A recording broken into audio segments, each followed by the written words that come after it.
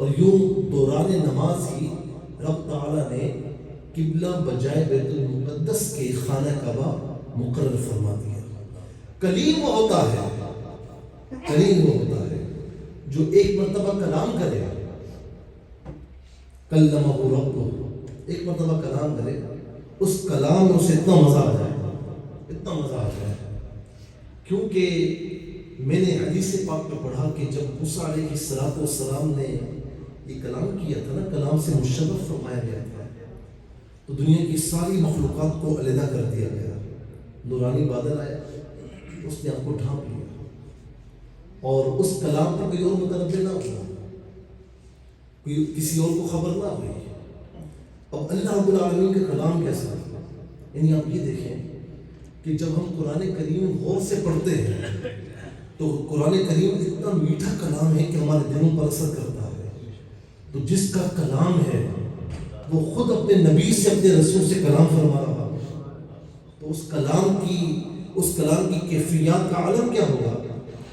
تو اس کلام کے بعد، کیونکہ کلام ربی آیا، موسیٰ علیہ السلام کی سماعتوں میں آیا، اس کے بعد آپ کی سماعتوں کا عالم یہ تھا کہ میلوں دور جتنے پتھر پر بھی چونٹی چل رہی ہوتی تو موسیٰ علیہ السلام کو اس کی آواز آ جاتی۔ تو میں کہتا ہوں کہ جس نے کلام سنا اس کی سماعتوں کا یہ عالم ہے، تو جس نے صرف کلام نہیں سنا بلکہ اپنے رب کا کلام بھی سنا، اپنے رب کو بلا حجاب اس کا دیدار بھی کیا، اس کی سماعتوں کا، بصارتوں کا عالم کیا ہوگا؟ اسی لیے فرمایا انی ارا ما لا ترون انی اسمع ما لا تسمعون، اے میرے غلاموں، بے شک جو میں دیکھتا ہوں وہ تم نہیں دیکھتے، جو میں سنتا ہوں وہ تم نہیں سنتے۔ اور حدیث پاک میں ہے کہ حضور نبی کریم علیہ السلام جس طرح انسان آگے دیکھتا ہے تو آقا علیہ السلام جو پیچھے مقتدی ہوتے ہیں ان کو بھی ملاحظہ فرما رہے ہیں۔ بلکہ حدیث پاک میں تو یہاں تک کہ بخاری شریف کی حدیث ہے کہ آقا علیہ السلام جو قبروں پر تشریف لائے تھے تو زمین کے اوپر تھے، یہ کہنا کہ دیوار کے پیچھے کا علم نہیں، یہ احمقانہ بات ہے، احمقانہ بات ہے، بے وقوفانہ بات ہے۔ اللہ رب العالمین نے اپنے نبی کو بے بس اور لاچار نہیں بنایا، اللہ رب العالمین نے مکمل اتھارٹی کے ساتھ اپنے نبی علیہ السلام کو مبعوث فرمایا۔ تو دو قبریں تھیں، آپ نے تر ٹینگیاں لانے کا حکم دیا، وہاں پر لگائے، پوچھا گیا کہ یا رسول اللہ کیا معاملہ تھا؟ تو فرمایا آقا علیہ السلام نے کہ دونوں قبر والوں پر عذاب ہو رہا تھا، تو آپ زمین کے اوپر ہیں اور زمین کے نیچے جو عذاب ہے اللہ کے کرم سے، اللہ کی عطا سے اسے ملاحظہ فرما رہے ہیں۔ اور فرمایا کہ ایک چغلی کرتا تھا اور ایک پیشاب کے چھینٹوں سے نہیں بچتا، صرف اس پر مطلع نہ ہوئے کہ زمین کے اندر کیا ہو رہا ہے۔ سال پہلے جو ان سے خطا سرزد ہوئی تو آقا علیہ السلام نے اس کی بھی خبر عطا فرمائی، ٹھیک ہے۔ لیکن بات یہ ہے جسے امام احمد رضا خان علیہ رحمہ نے فرما دیا کہ اور کوئی غیب کیا تم سے نہاں ہو بھلا، جب خدا ہی نہ چھپا تم پہ کروڑوں دو، جب خدا ہی نہ چھپا تم پہ کروڑوں دو۔ تو حضور نبی کریم صلی اللہ علیہ وسلم کے متعلق جب موسیٰ علیہ السلام نے پوچھا تو فرمایا کہ کلیم وہ ہوتا ہے جو کلام کے بعد اللہ تعالیٰ کی بارگاہ میں یہ ضد کرے کہ ربی ارنی انظر الیک، اے میرے رب میں تجھے دیکھنا چاہتا ہوں، میں تیرا دیدار کرنا چاہتا ہوں۔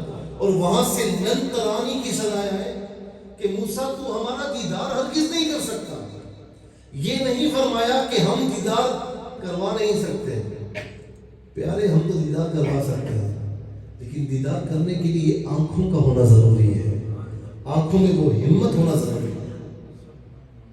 تو اسی لیے پھر فرمایا کہ کلیم وہ ہوتا ہے جو خود کوہ طور پر آئے اور آ کر کہے کہ ربی ارنی انظر الیک، میرے رب میں تجھے دیکھنا چاہتا ہوں، اور رب تعالیٰ فرمائے لن ترانی۔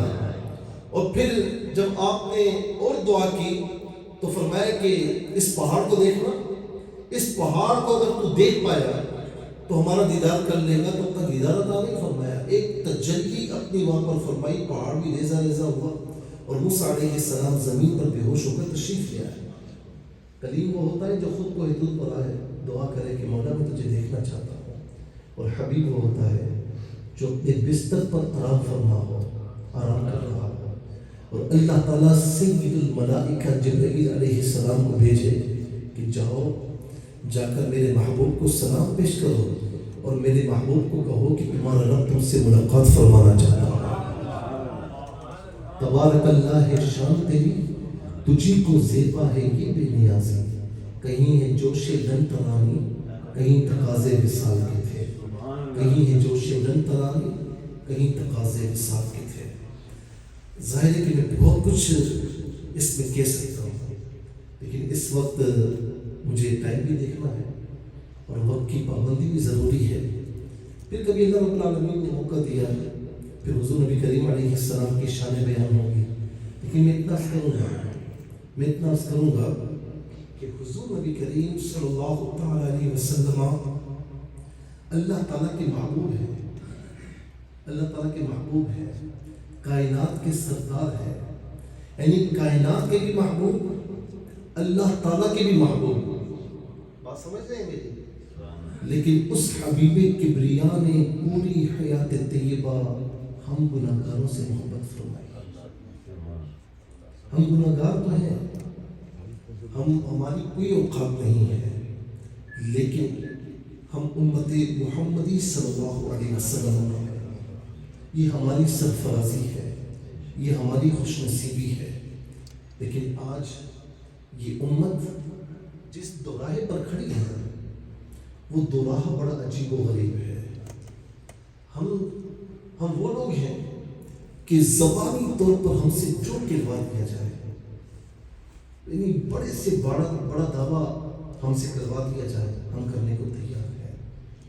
ہم غلامی رسول میں یہ بھی کہنے کو تیار ہیں کہ ہم موت کو گلے لگا لیں گے، ہم آقا علیہ السلام کی محبت میں سب کچھ کر لیں گے، لیکن کیا دین اسلام کے احکامات پر ہم عمل کرنے کے لیے تیار نظر آتے ہیں؟ کہ بھی اس پر غور کریں، اور ہمیں غور کرنا چاہیے۔ آج ہماری مساجد خالی کیوں ہوتی ہیں؟ آج ایسا کیوں ہوتا ہے کہ جہاں کہیں میلاد کی محفل ہو تو وہاں جمع غفیر آ جاتا ہے، لیکن جہاں پر فجر کی نماز ہو تو وہاں پر ہمیں کوئی نظر نہیں آتا۔ میں نے نیو یارک میں ہی، مجھے آج تک یاد ہے 2016 تھا، اور میں پاکستان سے جب یہاں پر آیا تو سیدھا نیو یارک میں جگہ پر رینٹ تھا، چھوٹی سی مسجد تھی، میرے خیال میں اس طرح آپ کر لیں کہ اس سے 1/4 ہوگی، ٹھیک ہے۔ اچھا، اب جب میں وہاں پہنچا تو پوری مسجد بھری ہوئی تھی، اور کسی وجہ سے میں وہی ٹھہرا، مجھے فجر کے بعد نکلنا تھا۔ آپ یقین کریں گے فجر کی نماز میں جب میں اوپر ٹھہرا ہوا تھا، نیچے اترا ہوں، مسجد میں آیا ہوں، تو امام اکیلا کھڑا ہوا تھا اور ان کے پیچھے نماز ادا کرنے والا کوئی بھی نہیں تھا۔ تو یہ محبت رسول کا تقاضا نہیں ہے۔ محبت رسول کا تقاضا تو یہ ہے کہ من احب شیئا اکثر ذکرہ، جہاں ایک تقاضا محبت رسول کا ذکر رسول ہے، وہاں ایک تقاضا یہ بھی ہے ان المحب لمن یحب مطیع، بے شک محبت کرنے والا جس سے محبت کرتا ہے تو آنکھیں بند کر کے اس کی اطاعت کرتا ہے، اس کی ہر بات کو مانتا ہے۔ رسول اللہ صلی اللہ علیہ وسلم فرما رہے ہیں کہ قرۃ عینی فی الصلاۃ، نماز میں میری آنکھوں کی ٹھنڈک رکھی گئی ہے۔ آج نماز سے ہم امتی دور نظر آتے ہیں۔ حضور نبی کریم صلی اللہ تعالیٰ علیہ وسلم نے ہمیں حقوق اللہ اور حقوق العباد کی تعمیل کرنے کا حکم دیا، لیکن آج دونوں قسم کے فرائض سے ہم بالکل دور نظر آتے ہیں۔ امت محمدی بھی کہلاتے ہیں لیکن سچ بولنا ہمیں نصیب نہیں ہے۔ امت محمدی بھی کہلاتے ہیں لیکن امانتداری کرنا ہمیں نصیب نہیں ہے۔ امت محمدی بھی کہلاتے ہیں لیکن وعدوں کی پاسداری ہمیں نصیب نہیں ہے۔ امت محمدی بھی کہلاتے ہیں، والدین کی فرمانبرداری ہمیں نصیب نہیں ہے۔ امت محمدی میں ہونے کا دعویٰ بھی ہے، لیکن جہاں پر مال حرام کا موقع مل جائے تو ہم اسے دینے سے دریغ نہیں کرتے، اس سے ہڑپ کرنے سے دریغ نہیں کرتے۔ امت محمدی ہونے کا دعویٰ بھی ہے، اپنی زبانوں سے، اپنے ہاتھوں سے ہمیشہ دوسروں کو راحت نہیں پہنچاتے، تکلیفیں پہنچانے کا اہتمام کرتے ہیں۔ امت محمدی میں ہونے کا دعویٰ بھی ہے، علی الاعلان سود کا لین دین جاری ہے، ہمیں کوئی پرواہ نہیں ہے۔ یعنی اپنے اعمال کی وجہ سے ایک طرف رب کریم سے اور حضور نبی کریم علیہ السلام سے اعلان جنگ ہے، اور دوسری طرف محبت رسول کا دعویٰ اور اللہ تعالیٰ کی بارگاہ میں دعائیں کہ مولا ہماری دعائیں قبول فرما۔ ہم کہاں سے ترقی کریں گے؟ ایک وقت تھا کہ حضور نبی کریم علیہ السلام نے اعلان نبوت فرمایا تو کفار آئے اور کہا کہ اس کو آپ پروف کریں، اس کی دلیل کیا ہے؟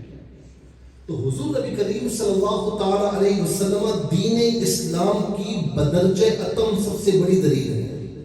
آپ نے کیا فرمایا جانتے ہیں کہ فقط لبثت فیکم عمرا من قبلی، مجھے دیکھو میری پیدائش، میری آمد تمہارے سامنے ہوئی ہے، 40 برس کے بعد میں نے اعلان کیا ہے، ان 40 برسوں میں اگر کوئی مجھ میں خامی دیکھی ہے تو مجھے بتاؤ، میرے کردار پر انگلی اٹھا سکتے تو اٹھاؤ۔ اپنے تو اپنے دشمن بھی آپ کے کردار پر انگلی اٹھانے کی ان کی مجال نہیں تھی، لیکن سارے دشمن بھی آپ کو صادق و امین ضرور کہا کرتے تھے۔ شب ہجرت جب ہجرت فرمائی، آپ کے پاس امانتیں کن کی تھیں؟ اپنے دشمنوں کی بھی امانتیں تھیں، اور مولا علی بن مرتضیٰ رضی اللہ تعالیٰ عنہ سے فرمایا تھا، علی میرے بستر پر سونا اور امانتوں کو لوٹا کر پھر میرے پاس آنا۔ ایک وقت تھا، پھر صحابہ کرام کا دور ہوا تھا، پھر اس کے بعد مسلمان، یعنی آپ یہ دیکھیں کہ اس وقت جب مسلمان اپنی زبان سے کوئی بات کہہ دیتا تو آگے دوست ہو یا دشمن ہو وہ یہ کہتا تھا کہ یہ مسلمان ہے، یہ جھوٹ نہیں بول سکتا، یہ امانت میں خیانت نہیں کر سکتا، یہ وعدہ کبھی توڑ نہیں سکتا، یہ کاروبار میں ہے پھیر نہیں کر سکتا۔ آنکھیں بند کر کے لوگ اعتماد کیا کرتے تھے، اور مسلمان ترقی کی راہوں کو پار کرتے ہوئے اوپر کی جانے جا رہے تھے، ترقی کے سفر پر تھے۔ جس وقت مسلم سائنٹسٹ ریسرچ کر رہے تھے اور مسلمان علم کی ترقی پر تھے، اس وقت جو غیر مسلم ہیں انہیں اپنا سائن کرنا نہیں آتا تھا، انہیں اپنا علاج کروانا نہیں آتا تھا، اور مسلمان اس وقت طب میں انتہائی عروج پر تھے۔ آج کیا بات ہے کہ مسلمان تنزلی کا شکار ہے۔ اس کی وجہ ایک یہ بھی ہے کہ وضع میں تم ہو نصارہ تو تمدن میں یہود، یہ وہ مسلمان ہیں جنہیں دیکھ کے شرمائی ہوئی تھی۔ مجھے آج تک وہ واقعہ نہیں بھولتا کہ جب مجھے ایک ملک پہ میرے جاننے والے رہتے ہیں تو انہوں نے مجھے ایک میسج کیا تھا، بتایا تھا، مجھے کہا کہ میرے پیسے جو نا کوئی غیر مسلم کھا گیا، میں نے بہت کوشش کی اسے نکلوانے کی تو پیسے نکلوا نہیں سکا۔ مجھے کسی نے کہا کہ مشورہ دیا، ایڈوائس دی کہ ان کے پادری کے پاس جاؤ۔ کہا میں چلا گیا، اس نے پوری بات میں نے سنی اور مجھے ایک رکا لکھ کر دیا، لیٹر لکھ کر دیا کہ جاؤ اسے دینا، وہ تمہیں پیسے واپس کر دے گا۔ کہا کہ مجھے کچھ سمجھ نہیں آیا، اب مجھے تو کام کروانا تھا، پیسے چاہیے تھے مجھے۔ کہا میں گیا اور جا کر اس بندے کو لیٹر دیا، اس نے پڑھا، کہا رک، اندر گیا اور پیسے لا کر واپس کر دیے۔ میں نے کہا کہ دیکھو تو صحیح کہ میں اتنے دن اس کے پیچھے لگا رہا، اس نے میرے پیسے واپس نہیں کیا، بڑی آسانی کے ساتھ ایک لیٹر پڑھ کے اس نے پیسے واپس کر دیے۔ تو کہا کہ مجھے بتاؤ تو اسی لیٹر میں لکھا کیا ہے۔ اس نے وہ خط، وہ لیٹر میرے سامنے کیا، جب کھول کر پڑھا تو اس میں ایک جملہ لکھا ہوا تھا کہ تو نے کب سے مسلمانوں والے کام شروع کر دیا۔ یہ ہمارے لمحے فکری ہے۔ مسلمان وہ ہے جہاں کھڑا ہو جائے تو ہر کوئی اس سے امن میں آ جاتا ہے، آج مسلمانوں کے لیے امن والا نہیں ہے تو غیروں کے لیے کیا ہے؟ اس کا رویہ، اس کا اخلاق، اس کا عمل، اس کا کردار اتنا آتھینٹک ہونا چاہیے، اتنا بہترین ہونا چاہیے کہ اپنے تو اپنے غیر بھی دیکھیں تو وہ اسلام سے قریب آ جائے۔ تو یہاں رہنے والوں پر یہ خاص رسپانسبلٹی عائد ہوتی ہے۔ میں اخیر میں یہ کہوں گا کہ میں یہاں پر آیا ہوں، راستے پر ہمارے محمد سمر خان صاحب یہ میرے ساتھ رفیق سفر رہے، میرے کے ساتھ رہا، مجھے بتاتے رہے، تو میں نے بڑا ایک جوش و خروش والا پایا، ایک جذباتی۔ تو یاد رکھیے کہ یہ جوش و خروش والے ہی لوگ کام کرتے ہیں، صحیح ہے نا؟ وہ کہتے ہیں نا کہ بے خطر کود پڑا آتش نمرود میں عشق، عقل ہے محو تماشائے نبغام ابھی۔ تو عقل والے سوچتے ہیں لیکن عشق والے دل کود پڑتے ہیں۔ لیکن مجھے یہاں پر آ کر بہت خوشی محسوس ہوئی کہ اس علاقے میں ماشاءاللہ یہ مسجد قائم ہے، اور میں نے ان سے کہا کہ اب اس کو مزید وسعت دیں، یہ تھوڑی مجھے گراؤنڈ فلور پر لگ رہی ہے، اس کو آپ مزید فلور قائم کریں، اللہ رب العالمین آپ کی مدد فرمائے گا۔ اور وہ لوگ خوش نصیب ہیں جو مسجد کی تعمیر میں اپنا کردار ادا کرتے ہیں۔ انما یعمر مساجد اللہ من آمن باللہ والیوم الآخر، وہی لوگ مساجد کی تعمیر کرتے ہیں۔ شب یہاں تعمیر سے مراد تعمیر بھی ہے، اور تعمیر سے مراد مساجد کو آباد کرنا بھی ہے۔ وہ لوگ مساجد کو آباد کرتے ہیں جو اللہ پر اور یوم آخرت پر ایمان رکھتے ہیں۔ اس کا مطلب کیا ہوگا کہ دوسروں کا تو کام ہی نہیں ہے، اللہ تعالیٰ اپنے گھر کے لیے ایمان والوں کو منتخب فرماتا ہے، اور نبی رحمت صلی اللہ علیہ وسلم فرماتے ہیں کہ من بنا للہ مسجدا بنى اللہ لہ بیتا فی الجنہ، جس نے زمین پر اللہ تعالیٰ کا گھر بنایا، فرمایا کہ اللہ تعالیٰ جنت میں کے لیے محل تعمیر فرمائے گا، پھر تعمیر فرمائے گا۔ اچھا رکھیں، اب اللہ تعالیٰ کا گھر بنایا، مسجد بنائی، کتنی بڑی؟ صحابہ کرام نے پوچھا کہ رسول اللہ کتنی بڑی مسجد بنائے گا تو اسے جنت میں گھر ملے گا، محل ملے گا؟ تو رسول خدا صلی اللہ علیہ وسلم نے ایک چھوٹے سے پرندے کا نام لیا اور فرمایا کہ اس کے گھونسلے کے برابر بھی اگر کسی نے مسجد کی تعمیر کی، اللہ تعالیٰ اس کے لیے بھی جنت میں گھر تعمیر فرمائے۔ تم تعمیر کرتے ہو اپنی استطاعت کے مطابق، لیکن وہ دو جہاں کا خالق و مالک ہے، اس کے خزانے میں کوئی کمی نہیں، وہ اپنی شان کے مطابق تمہیں جنت میں داخلہ بھی عطا فرمائے گا اور تمہیں گھر اور محل بھی عطا فرمائے گا۔ اور دوسری حدیث سے پاک پڑھ رہا ہوں، بات ختم کر رہا ہوں، میں تو بات ختم کر رہا تھا تو مجھے انہوں نے اشارہ کی کہ نہیں تھوڑا سا ٹائم دیں، لیکن ظاہر ہے کہ ٹائم ہو چکا ہے۔ دوسری حدیث سے پاک، یہ جو مسجد میں آپ آتے ہیں نا اور آ کر کبھی دیکھا کہ یہ خرابی ہے، خرابی کو دور کرتی ہے۔ کچھ لوگ ایسے بھی ہوتے ہیں جن گھر میں کوئی نہیں پوچھتا، مسجد میں آ تو شور شرابہ کرتا ہے، او بھائی یہ لائٹ خراب ہے، پانی نہیں آ رہا ہے، یہ خراب، اسپیکر خراب، اور بھائی خراب ہے تو آپ لگوا دیں۔ جو انتظامیہ ہوتی ہے کیا انہیں پر لاگو ہوتا ہے؟ نہیں، یہ مسجد اللہ تعالیٰ کا گھر ہے، اس ایریا میں جو بھی رہتے ہیں، جو اس مسجد میں آ کر نماز پڑھتے ہیں، وہ سب پر لاگو ہوتا ہے۔ انتظامیہ تو میں اکثر کہتا ہوں کہ وہ ان کی طرف سے کفارہ ادا کر رہی ہوتی ہے۔ تو یہ جو مسجد میں ایسے بھی خوش نصیب آتے ہیں، دیکھا یہ خراب ہے، فوراً پیسے دی لگوا لو، پانی نہیں آ رہا اس کا انتظام کر دیا، پینے کے پانی کا انتظام نہیں ہے، فوراً کروا دیا، کچھ کارپیٹس خراب ہے، فوراً لگوا دیا۔ آقا علیہ السلام کی زبانی سن لیجیے، یہ میرے الفاظ نہیں ہیں، میرے نبی علیہ السلام کے الفاظ ہیں، ٹھیک ہے نا؟ وہ دہن جس کی ہر بات وحی خدا، چشمہ علم و حکمت بلاکھوں سلام، وما ینطق عن الہوی ان ہوا الا وحی یوحی، جو ہر بات اپنے رب کی رضا سے فرماتے ہیں۔ کیا فرماتے ہیں؟ فرمایا کہ جس کو دیکھو کہ مسجد کے معاملات کی خبرگیری کرتا ہے نا، فاشہدوا لہ بالایمان، میرے امتیوں اس کے ایمان کے گواہ بن جانا کہ وہ پکا مومن ہے۔ میں آخری بات کہہ رہا ہوں آپ سے کہ آپ اپنے گھروں میں رہتے ہیں نا تو الیکٹرک کا بل بھی آتا ہوگا، آتا ہے یا نہیں آتا؟ ٹھیک ہے، ٹیلی فون لینڈ لائن جو ہوتی ہے اس کا بل بھی آتا ہوگا۔ اچھا آپ نے موبائل بھی رکھے ہوئے ہوں گے، سیل فونز، اس کے بل بھی آتے ہوں گے۔ کہیں گھومنے کے لیے جاتے ہیں اور جگہ ٹکٹ خریدنا پڑتا ہے، ہر چیز پے کر رہے ہیں، ہر چیز، کوئی چیز مفت کی نہیں ملتی۔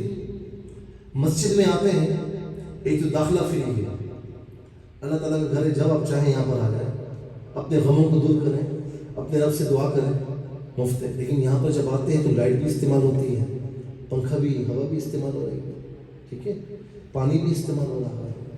تو کیا آپ یہ نہیں کر سکتے کہ آپ جہاں پر ماہانہ ہر بل دیتے ہیں اپنے ذمے یہ لگا لیں، میں نہیں کہتا کہ اتنا دیں، اپنے ذمے لگا لیں جو آپ کی استطاعت ہو، کہ ہمارے اس ایریے میں یہ مسجد ہے، میں پر منتھ بغیر کسی کے کہے، بغیر کسی کے طلب کیے، میں جا کر وہاں پر جو اتھینٹک بندہ ہوگا میں اس کے حوالے کروں گا کہ یہ میرے دل سے مسجد ہے۔ آپ کتنے افراد یہاں پر بیٹھے ہوئے ہیں، ہر بندہ یہ نیت کر لے کہ میں جہاں اتنے بلز ادا کرتا ہوں، لیکن یہاں پر اللہ تعالیٰ کے گھر میں آ کر میں پر منتھ اللہ کی بارگاہ میں یہ دوں گا۔ میں آپ سے صحیح کہتا ہوں، آپ یہ نیت کر لیں، کر کے دیکھیں اللہ تبارک و تعالیٰ کو کتنی برکت عطا فرماتا ہے۔ میں آخر میں جامع مسجد محمدیہ رضویہ اس کے امام صاحب حضرت علامہ رضا مصطفیٰ زی مشکوہ کا شکریہ ادا کرتا ہوں، اور اس کے ساتھ ساتھ ہمارے اس مسجد کے جو پریزیڈنٹ ہیں حاجی مولانا ابراہیم صاحب سیدھا مشکوہ، ان کا بھی، اور محمد سمر خان صاحب جو جنرل سیکریٹری ہیں، ان سب کا، جتنے بھی انتظامیہ کے لوگ ہیں، جتنا اسٹاف ہے، جتنے نمازی بھائی ہیں، آپ سب کا شکریہ ادا کرتا ہوں کہ اللہ